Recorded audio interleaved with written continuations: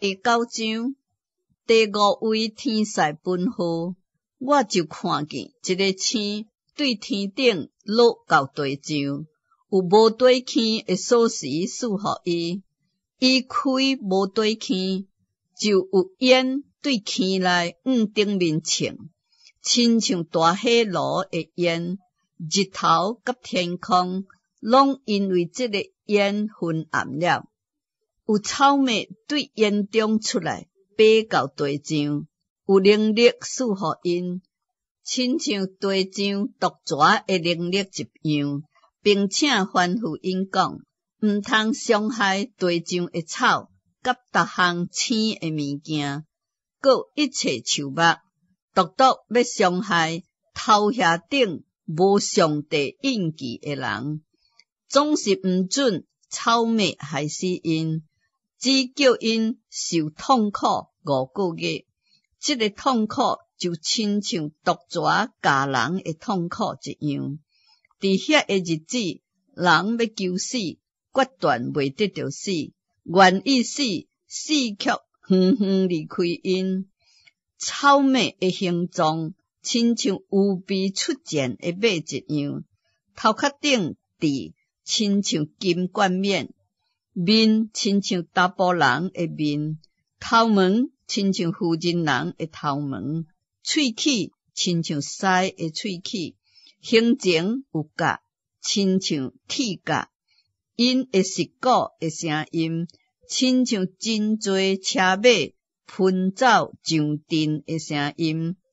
有马溜亲像毒蛇，马的顶面的毒钩会伤害人5个月。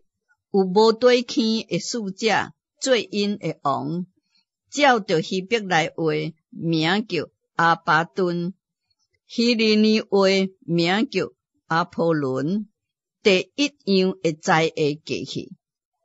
也有2款灾厄要来。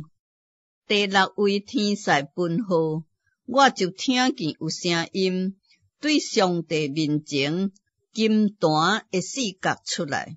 吩咐迄个分号的第6位天使讲，将迄个捆绑伫毕列大河的4个使者偷放。迄4个使者就受偷放，因原是亲像有备好，到某年某月某日要杀害人1/3。马军有2万万，因的数目我听见。我伫异象中看见遐个马甲骑马的形情有角，亲像火，甲紫马脑，佮流黄。马的头亲像狮的头，有火，有烟，有流黄，对马的喙中出来。